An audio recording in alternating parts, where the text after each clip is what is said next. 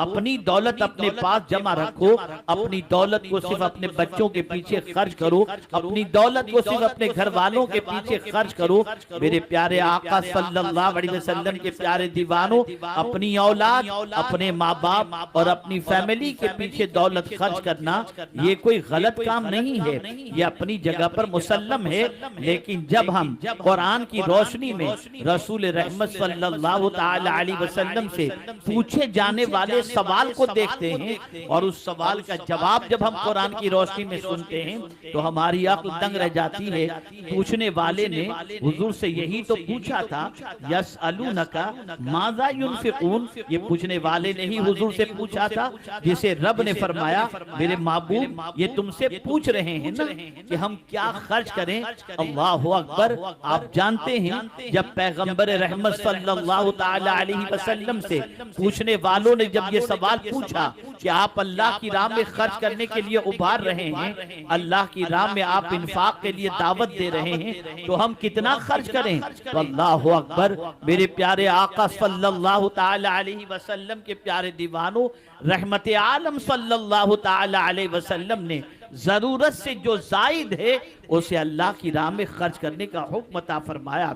आप जरा देखें तारीख के औराक उलट करके देखें तो आपको पता चलेगा कि जिन जिन लोगों ने अपनी दौलत के दरवाजे गरीबों के लिए खोल दिए, मसाकीन के लिए खोल दिए, जरूरतमंदों के लिए खोल दिए, अल्लाह ने उन पर अपनी रहमतों के दरवाजे खोल दिए। अल्लाह ने उन पर इनाम और इकराम की बारिश नाजिल फरमाई और उनके दिल को खौफ से बेनियाज कर दिया। अब उनके दिल में कोई खौफ नहीं होता। औलिया की सिफत, सहाबा की सिफत, ताबईन की सिफत, शोहदा की सिफत को अगर आप देखें तो कुरान उसको मेंशन करता है, अल्लज़ीना युनफिकूना अम्वालहुम बिल्लैल वन्नहार सिर्रा व अलानिया फलहुम अजरुहुम इंदा रब्बिहिम वला खौफुन अलैहिम वला हुम यहज़नून। ये मुत्तकीन के हवाले से है, ये अल्लाह के नेक बंदों के हवाले से है, ये मोमिनीन के हवाले से है कि वो अपना माल खर्च करते हैं। कब खर्च करते हैं? रात में भी,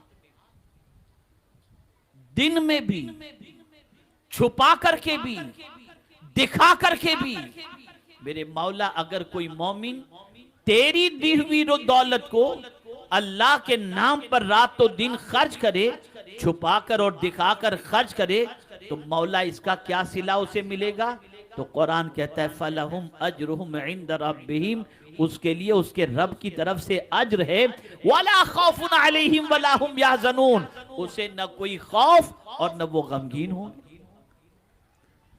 पता ये चला मेरे प्यारे आका सल्लल्लाहु ताला अलैहि वसल्लम के प्यारे दीवानों, सखावत ऐसा अमल है कि इसकी बुनियाद पर अल्लाह रब्बुल इज्जत जल्ल जलालहू दिलों से खौफ को निकाल देता है, बातिल का खौफ दिल से निकल देता है। बातिल के सिलसिले में उसके दिल के अंदर एक अजीम कुव्वत अल्लाह अता फरमाता है। उस बंदे की कैफियत ये होती है कि फिर वो किसी से नहीं डरता, इसलिए कि सबसे ज्यादा इंसान के दिल में डर माल की वजह से होता है, औलाद की वजह से होता है कि अगर मुझे कुछ हो गया तो मेरे बीवी बच्चों का क्या, मेरा माल चला गया तो मेरा क्या होगा। लेकिन अल्लाह अकबर, जब कोई अपने माल को अल्लाह की राह में खर्च करता है तो अल्लाह उसके दिल से खौफ को निकाल देता है। वजह सबसे बड़ी ये है कि बंदे तूने मेरी मोहब्बत में अपनी पसंदीदा चीज को लुटा दिया और सखावत का मुजाहिरा करके तूने मेरे बंदों का भला चाहा, मैं तेरे दिल में खौफ कैसे पैदा होने दूं? बातिल ताकतवर नहीं, ताकतवर मैं हूं, और जब तू मेरी राह के अंदर खर्च करता है तो तेरी मदद करना ये मेरे जिम्मे करम पर है। ए रसूल गिरामी वकार सल्लल्लाहु ताला अलैहि वसल्लम के प्यारे दीवानों, आप जरा से सोचें और अंदाजा लगाएं। अल्लाह अकबर, आकाए करीम सल्लल्लाहु अलैहि वसल्लम कितनी सखावत फरमाते थे। अल्लाह अकबर। इमाम इश्क व मोहब्बत ने बड़े प्यारे अल्फाज में फरमाया, हाथ जिस समत उठा गनी कर दिया, मौजे बहरे समाहत पे लाखों सलाम। आकाए करीम सल्लल्लाहु अलैहि वसल्लम सखावत इतनी फरमाते कि रसूल आजम सल्लल्लाहु अलैहि वसल्लम की सखावत का तज़किरा पूरी दुनिया में इस तरीके से था कि सहाबाए किराम अलैहिमुर रिज़वान फरमाते हैं, इंसानों में हुजूर से बड़ा कोई सखी आज तक हमने सुना भी नहीं और न देखा। ये मेरे आका सल्लल्लाहु अलैहि वसल्लम की सखावत का मामला। अब मैं आपको समझाऊं कि ये सखावत वाली पोजीशन, आप कहेंगे कि हम भी अल्लाह के नाम पे लुटाते हैं, ज़कात भी देते हैं, मस्जिदें बनवाते हैं, मदारिस चलाते हैं, गरीबों की मदद करते हैं, आपकी ये कुर्बानी सर और आंखों पर। लेकिन मेरे प्यारे आका सल्लल्लाहु ताला अलैहि वसल्लम के प्यारे दीवानों, हम कितना लुटाते हैं और क्या लुटाते हैं? आइए इसको समझाता हुआ चलूं। अगर हमारे दरवाजे पर कोई भूखा दस्तक दे तो हम घर में कहते हैं बीवी को आवाज लगाकर, कल का कुछ बचा हो तो जरा दे दो। कोई नंगा कपड़ा मांगने के लिए आए, पुराना फटा कुछ हो तो दे दो। इसको अगर मुख्तसरन में कहूं तो यूं होगा, जो हमें पसंद नहीं वो हम अल्लाह के नाम पे दे देते हैं। एक सवाल चुभता हुआ मैं आपके सामने रखता हूं, बहुत चुभता हुआ सवाल है। क्या आपको याद है कि कभी कोई गरीब आपके दरवाजे पर आया हो, या आप किसी गरीब के बारे में जानते हो कि वो गरीब है और उसको घर में कपड़े की जरूरत है, तो आप कपड़ा जो अपने लिए खरीदते हैं, जैसे रेमंड का कपड़ा आपने अपने लिए खरीदा, तो उस गरीब के लिए भी शोरूम से खरीदते हैं या फुटपाथ से खरीदते हैं? तो आपका ज़मीर अंदर से आवाज देगा कि नहीं नहीं, मैं तो यार कभी गरीब को रेमंड का कपड़ा दूं, हो ही नहीं सकता। मैं तो वो खरीद कर देता हूं जो सबसे सस्ता हो। इसको एक एग्जाम्पल के जरिए बताऊं। एक नौकरानी एक सेठानी के यहाँ काम करती थी। उसकी नौकरानी जो है, उसको जब पता चला कि 2 रोज के बाद मेरी सेठानी के जो है वो बर्थडे है, तो वो मार्केट जाती है, शोरूम में जाती है और कहती है जो सबसे बढ़िया साड़ी हो ना वो निकालो, मुझे मेरी सेठानी को गिफ्ट में देना है। सबसे महंगी अपनी बिसात से ज्यादा की वो साड़ी खरीदती है और ला करके वो सेठानी को दे देती है। सेठानी खुश हो जाती है। फिर कुछ दिनों के बाद नौकरानी की बर्थडे आती है, तो सेठानी जाती है मार्केट में, कोई सिंपल अच्छी कोई साड़ी हो तो बताओ। फर्क देखिए आप, जिसके पास दौलत है उसके पास दिल नहीं, और जिसके पास दौलत नहीं उसके पास दिल मौजूद है। गरीब अपनी सेठानी के लिए खरीदने के लिए जाती है तो सबसे कीमती साड़ी खरीद रही है, और सेठानी अपनी नौकरानी के लिए खरीदने के लिए जाती है तो सबसे हल्की साड़ी खरीदती है। हर मालदार का मैक्सिमम अगर हम उसकी सोच का जायजा लें तो बड़ी मादरत के साथ, यहाँ इदारा भी है, तलबा भी पढ़ते हैं, बुरा न लगे तो एक बात मैं अर्ज करूं, बहुत अच्छे लोग हैं वो लोग जो इदारे के तलबा को कभी कभी वो खिलाते हैं जो खुद खाते हैं, वरना अगर न्याज भी करनी हो तो ये कहते हैं बड़े का गोश्त का पुलाव मदरसे में भेज देना, छोटे के गोश्त का पुलाव हमारे यहाँ भेज देना। एक सोच है, मैं सबकी बात नहीं कर रहा, ये नहीं कि सब ऐसे हैं, लेकिन अगर जनरली मेंटेलिटी का जायजा लें तो ये मेंटेलिटी हमारी बन गई है। जो हमें पसंद नहीं और जो सबसे सस्ता हो हम उसे अल्लाह के नाम पर देते हैं। लेकिन आज ये मैं आपको बताऊं, हमको ये भी कभी याद नहीं होगा कि हमने भूखे रहकर किसी को खिलाया हो, हमें ये भी याद नहीं होगा हमने कभी भूखे रहकर किसी के घर को आसूदा किया हो। हमने तो हमेशा ये देखा पहले खुद खा लें, बचे तो किसी गरीब को दें, लेकिन जिस इमाम हुसैन की परवरिश ऐसे घर में हुई हो जहां बच्चे बच्चे को कुर्बानी सिखाई जा रही हो, बच्चे बच्चे को सखावत सिखाई जा रही हो, बच्चे बच्चे की तरबियत अल्लाह अज़्ज़ व जल्ल की किताब के मुताबिक की जा रही हो, उनका आलम क्या होगा आप जानते हैं। मेरे प्यारे आका सल्लल्लाहु अलैहि वसल्लम के प्यारे दीवानों, हसनैन करीमैन बीमार हैं और उस बीमारी की वजह से उनकी सेहतयाबी के लिए 3 रोजे की नजर मानी जाती है और बड़ी मुश्किल से मेहनत व मशक्कत के बाद 1 दिन की रोटी का इफ्तार का इंतजाम होता है। घर के लोग रोजे से हैं, इफ्तार के वक्त रोटी दस्तरखान पर मौजूद है, एक मिस्कीन दरवाजे पर आवाज लगाता है, मैं भूखा हूं, अल्लाह के नाम पर मुझे अता कर दो। ताजदारे करबला की वालिदा सामने पड़ी हुई रोटियों को समेटती हैं और खादिमा से फरमाती हैं, हमसे ज्यादा भूखा और हमसे ज्यादा मुस्तहिक दरवाजे पर मौजूद है, ले जाओ और ये रोटियां इसे दे दो। आज हम पानी पीकर इफ्तार कर लेंगे और अल्लाह का शुक्र बजा लाएंगे। इस तरीके से पहले दिन दे दिया बमुश्किल तमाम। दूसरे दिन रोटी का इंतजाम था और उस इंतजाम में मौला अली ने कोशिश की, इंतजाम हुआ। दूसरे रोज भी इफ्तार के वक्त जैसे ही दस्तरखान पर बैठते हैं, रोटियां मौजूद हैं, दरवाजे पर कोई आवाज देता है, यतीम हूं, अल्लाह के नाम पर मुझे कुछ दे दो। खातून जन्नत ने सारी रोटियां समेटी और फरमाया, ये दरवाजे पर आवाज देने वाला हमसे ज्यादा भूखा नजर आता है, उठाओ और ले जाकर के इसे दे दो, आज हम पानी पीकर इफ्तार कर लेंगे। और तीसरे दिन भी जब तीसरे रोजे की इफ्तार के लिए बैठते हैं और चंद रोटियां दस्तरखान पर मौजूद होती हैं और उसी मौके पर एक कैदी ने दरवाजे पर आवाज लगाई। खातून जन्नत ने फरमाया, रोटियां उठाओ और इस कैदी को दे दो, इसलिए कि ये हमसे ज्यादा भूखा है। अल्लाहु अकबर। आप अंदाजा लगाएं, ए रसूल गिरामी वकार सल्लल्लाहु ताला अलैहि वसल्लम के दीवानों, जिस घर के अंदर सखावत के ऐसे मंजर इमाम हुसैन देख रहे हो, जिस घर का बच्चा ताजदारे करबला इमाम हुसैन रज़ी अल्लाह ताला अन्हु अपनी माँ को इस तरह से सखावत करते देखे हो, फिर जाहिर सी बात है जब तरबियत इस किस्म की होगी, माहौल इस किस्म का होगा, एनवायरनमेंट इस किस्म का होगा, तो बच्चे के दिल के अंदर भी इसी तरीके की कुर्बानी का जज्बा पैदा होगा। अल्लाह अकबर। और इमाम हुसैन रज़ी अल्लाह ताला अन्हु की वालिदा खातून जन्नत रज़ी अल्लाह ताला अन्हा ने ये सखावत कहां से सीखी? अपने बाबा जान से सीखी, रसूल रहमत सल्लल्लाहु अलैहि वसल्लम से सीखी कि आकाए करीम रऊफ रहीम अलैहि तहियत व तस्लीम कभी किसी सवाली को मायूस नहीं लौटाते थे। जब भी कोई सवाल करता, रहमत आलम सल्लल्लाहु अलैहि वसल्लम सवाल पूरा कर देते थे।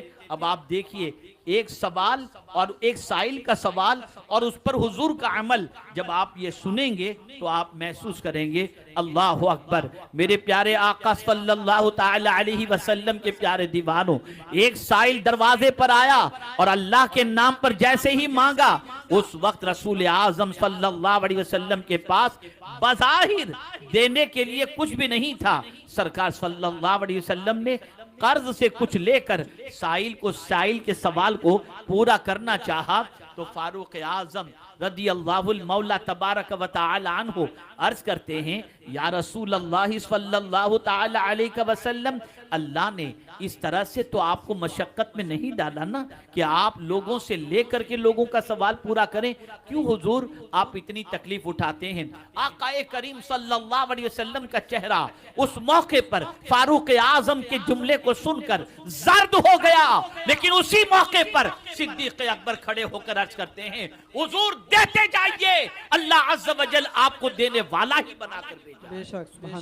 आप अंदाजा लगाइए, कर्ज लेकर साइल के सवाल को पूरा किया जाता है। रसूल रहमत सल्लल्लाहु ताला अलैहि वसल्लम सखावत पर सहाबा को उभारते, अल्लाह के नाम पर देने पर उभारते, और इतना देने पर उभारते कि अगर सारे सहाबा की जिंदगी का जायजा लें तो खुद भूखे रहकर औरों को खिलाते नजर आएंगे, अल्लाह के नाम पर लुटाते नजर आएंगे। में एक बहुत बड़ी सोच दुनिया के मुख्तलिफ मालदारों को देना चाहूंगा, क्योंकि ये प्रोग्राम सिर्फ आप ही नहीं सुन रहे, दुनिया के मुख्तलिफ मुल्कों के अंदर लोग सुन रहे हैं। जो भी सुन रहे हैं और जिनको भी अल्लाह ने सरमाया अता किया है, मैं सिर्फ एक जुमला अर्ज करूंगा, सरमाए के इस्तेमाल का तरीका आप दुनियादारों से नहीं, मदीने के ताजदार से सीखो। बेशक बेशक बेशक। सहाबा की जिंदगी से देखो। एक सवाल मैं पूछना चाहता हूं,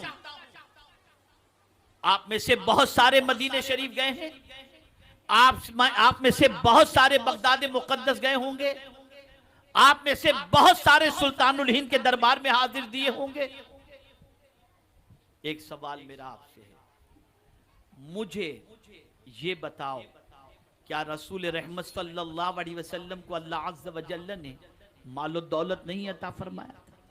अता फरमाया था। आला हजरत कहते मालिके कौनैन है, गो पास कुछ रखते नहीं है, मालिके कौनैन, दो जहां की नेमतें हैं उनके खाली हाथ में। इतने मालदार मेरे आका सल्लल्लाहु अलैहि वसल्लम कि सिर्फ ये नहीं कि दुनिया की नेमत, दोनों जहां की नेमत मेरे आका के अपने हाथ में मौजूद है। फिर हुजूर ने अपने माल का इस्तेमाल कैसे किया? चलिए आप कह सकते हैं वो सैयदुल अंबिया थे, वो रसूल रहमत सल्लल्लाहु अलैहि वसल्लम, लेकिन आइए मैं थोड़ा सा और आगे बढ़ूं। आप मदीने शरीफ जाएं, किसी से पूछ लीजिए कि मदीने शरीफ में हुजूर का मकान बताइए, कोई महल हो तो बता दो हुजूर का, तो रोजा तो बताया जाएगा, बंगला नहीं बताया जाएगा। सिद्दीक अकबर रज़ी अल्लाहु मौला तबारक व तआला अन्हु के हवाले से आप पूछें कि सिद्दीक अकबर का बंगलो बताओ, लोग नहीं बता पाएंगे। पहलुए मुस्तफा सल्लल्लाहु अलैहि वसल्लम में वो आराम कर रहे हैं, उसकी निशानदेही लोग करेंगे। फारूक आजम के बंगलों के बारे में पूछिए, लोग कहेंगे कि फारूक आजम का तो कोई बंगलो यहां पर नजर नहीं आता। मदीने में मुस्तफा जाने रहमत सल्लल्लाहु अलैहि वसल्लम के पहलू में आराम कर रहे हैं। अरे हजरत उस्मान ज़ुन्नूरैन रज़ी अल्लाहु मौला तबारक व तआला अन्हु, जो इतने मालदार थे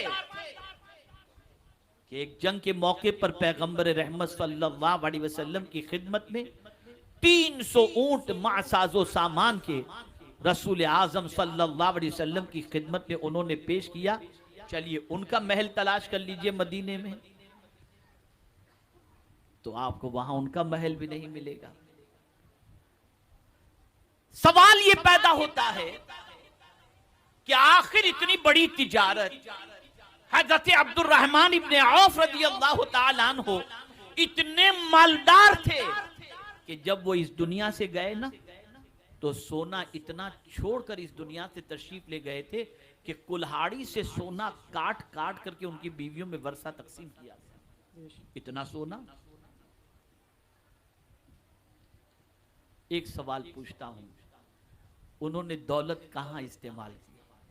बड़े बड़े ताजिर हैं वो। हज़रत उस्मान ज़ुन्नूरैन रज़ी अल्लाहु ताला अन्हु कहत के जमाने में जब मुल्क शाम से उनका सामान तिजारत आया, मदीने में जब बड़े बड़े ताजिरों को पता चला कि उस्मान गनी का सामान आ चुका है, उनका काफिला आ चुका है, फज्र के बाद सब मार्केट में जमा हो गए। तो हजरत उस्मान गनी रज़ी अल्लाहु ताला अन्हु ने फरमाया, शायद तुम्हें पता चल चुका है कि माल आ चुका है, काफिला आ चुका है। लोगों ने कहा हाँ। कहा अच्छा आप खरीदना चाहते हैं? कहा हाँ खरीदना चाहते हैं। चलिए बोली लगाइए। कितनी दयानतदारी थी कि व्यापारियों ने कहा, ऐ उस्मान गनी, जो तुम्हारी कोस्ट है उसका डबल हम दे देंगे, माल हमें दे देंगे। आपने फरमाया मुझे इससे ज्यादा मिल रहा है। दूसरे खड़े हुए, उसने कहा कि डबल टिबल दे देंगे। यके बाद दिगरे जितने मदीने के बड़े बड़े ताजिर मौजूद थे, सब कहते गए, यहां तक कि 7% ज्यादा, यानी 7 गुना ज्यादा देने के लिए तैयार, 8 गुना ज्यादा देने के लिए तैयार। लेकिन हजरत उस्मान जुन्नूरैन रदी अल्लाह ताला अन्हु ने फरमाया मुझे इससे भी ज्यादा मिल रहा है। तवज्जो चाहूंगा, हजरत उस्मान गनी ने फरमाया मुझे इससे भी ज्यादा मिल रहा है। मदीने के बिजनेसमैन ने सोचा हमारे अलावा तो कोई मदीने में अब ताजिर रह ही नहीं गया, हम सारे बड़े बड़े बिजनेसमैन तो यहां आ गए और हमने बोली लगा दी, हमसे ज्यादा देने वाला कौन है। जब हजरत उस्मान गनी से पूछा गया, कहत का जमाना, माल की शॉर्टेज, मार्केट में माल नहीं है, ऐसी पोजीशन, लेकिन जब हजरत उस्मान गनी से पूछा गया कि भाई इससे बढ़ ज्यादा कौन देने वाला है, कहा 10 गुना देने वाला मेरा मौला है। गवाह हो जाओ मैंने ये सब कुछ मदीने के गरीबों के लिए वक्फ कर दिया। बेशक।